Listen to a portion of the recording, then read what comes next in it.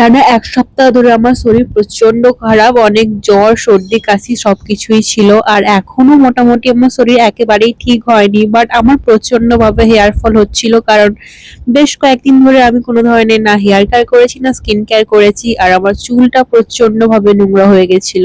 তাই ভাবলাম আজকে আমি হেয়ার কেয়ার করেই ফেলি, যা হবে পরে দেখা যাবে।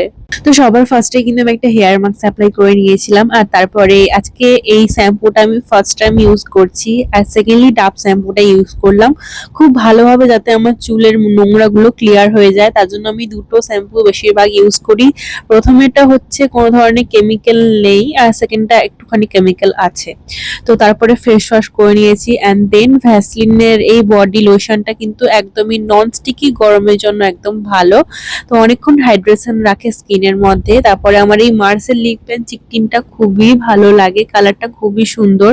এই ক্রিমটা specially for dark under arms এর জন্য, বাট আমি ডার্ক এলবোর জন্য ব্যবহার করে থাকি। Comment all product link.